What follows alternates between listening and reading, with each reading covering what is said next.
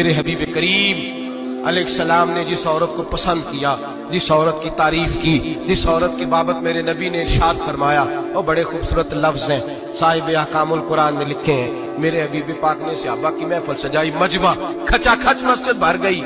حضور نے فرمایا بول کے بتاؤ خیر النساء کون سی ہے، عورتوں میں سب سے اچھی بی بی کون سی ہے، بول کر کے بتاؤ۔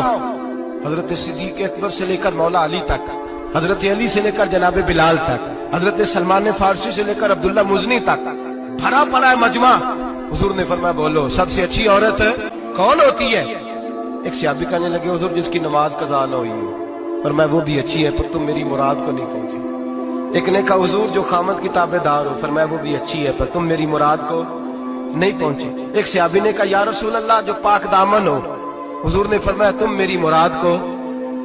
حضرت علی فرماتے ہیں جب سب کے جواب غلط ہو گئے تو میں قد میرا چھوٹا تھا، میں پیچھے بیٹھا تھا، میں گردن جھکا کے پیچھے سے نکل گیا۔ سیدہ طیبہ طاہرہ حضرت فاطمہ الزہرا رضی اللہ تعالی فرماتے ہیں بی بی صاحب کے پاس پہنچا، میں نے کہا فاطمہ حضور نے سوال کیا ہے۔ تو حضرت فاطمہ بھی گویا مسکرا کے کہنے لگی علم کے شہر کے دروازے تو آپ ہی ہیں، تو آپ یہاں آ گئے۔ کہا حضور نے سوال کیا ہے اور مجھ سے لے کر ابو بکر عمر عثمان غنی تمام کو کسی کو جواب نہیں آیا۔ حضور نے پوچھا بہترین عورت کون ہوتی ہے، بہترین خیر النساء بہترین بی بی کون ہوتی ہے؟ حضرت سیدہ فاطمہ کہنے لگی علی بڑی سادی سی بات تھی، سمجھ نہیں آئی؟ کہ فاطمہ بتلا دو اتنی سادی ہے تو۔ حضرت فاطمہ کہنے لگی سب سے بہترین عورت وہ ہوتی ہے نہ کبھی غیر محرم نے وہ بی بی دیکھی ہو۔ اگلے جملے بھی یاد رکھنے، اور فرمایا نہ اس بی بی نے کبھی کوئی غیر محرم دیکھا ہو۔ صرف مرد پہ پابندی نہیں کہ وہ عورت نہ دیکھے، فرمایا عورت پہ بھی پابندی ہے کہ وہ بھی غیر محرم کا چہرہ نہ دیکھے۔ فرمایا بی بی نے بھی غیر محرم نہ دیکھا ہو، وہ خیر النساء ہے، وہ سب سے اعلیٰ۔ حضرت علی کہتے میں جھٹ سے آیا، پیچھے بیٹھا، بات ابھی جاری تھی، میں نے ہاتھ کھڑا کر دیا، میں نے کہا حضور میں بتاؤں؟ نبی پاک نے فرمایا بتلاؤ۔ تو کہتے میں نے کہا حضور بہترین بی بی وہ ہوتی ہے جس نے نہ کبھی غیر محرم دیکھا ہو اور نہ غیر محرم نے کبھی اسے دیکھا ہو۔ علی فرماتے ہیں میں نے جواب دیا تو میرے رسول کی آنکھوں میں آنسو آ گئے، حضور روئے اور فرماتے ہنستے مسکراتے اچانک صحابہ کے آنسو برسنے لگے، مجمع پہ کیف سا طاری ہو گیا، آنکھیں برسنے لگی۔ ہم لوگ حضور کے رونے پر سکتے میں آ گئے، نظر اٹھائی تو جواب تو میں نے دیا تھا، تعریف میری ہونی چاہیے تھی، شاباش مجھے ملنی چاہیے تھی۔ میرے حبیب نے رو کے آنسو پوچھ کے فرمایا میں تمہیں کہتا نہیں الفاطمہ تو بدعۃ منی، فاطمہ واقعی میرے جگر کا ٹکڑا ہے، فاطمہ میرے وجود کا حصہ ہے، میں تمہیں کہتا نہیں رہتا؟ کہا فاطمہ میرے جگر کا ٹکڑا ہے۔ حضرت علی فرماتے ہیں صحابہ میری طرف دیکھنے لگے اور کہنے لگے علی جواب تو دے، شاباش بی بی صاحبہ کو ملے۔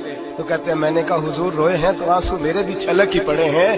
فرمانے لگے لفظ میرے ہیں پر سوچ اس بیٹی کے ہے جس کی تربیت محمد عربی نے فرمائی ہے۔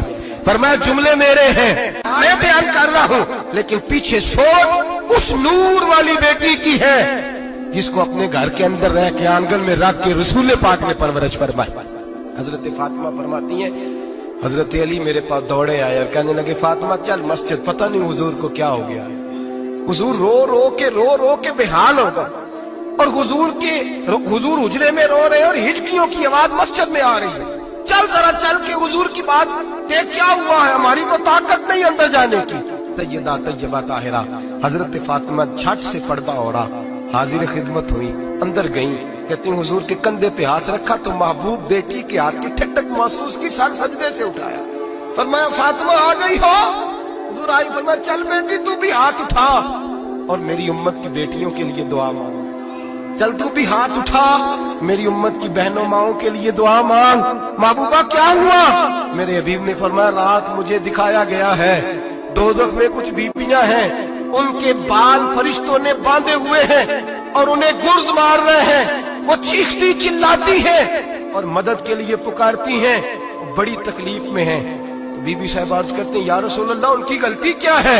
تو میرے نبی نے فرمایا وہ باریک دوپٹہ اوڑھتی تھی، وہ باریک دوپٹہ اوڑھتی تھی، ان کے بال چمکتے تھے، غیر محرموں کی نظر پڑتی تھی، انہیں دوزخ میں سزا ملے گی، وہ چلائیں گی چیخیں گی، ان کی مدد کو کوئی نہیں پہنچے گا، چل تو ہاتھ اٹھا دعا مانگ۔ حضرت فاطمہ امت کو پیغام دیتی ہیں پردہ اوڑھ دو، حجاب میں آ جاؤ، اپنے آپ کو رسول اللہ کی بارگاہ میں جھکا دو۔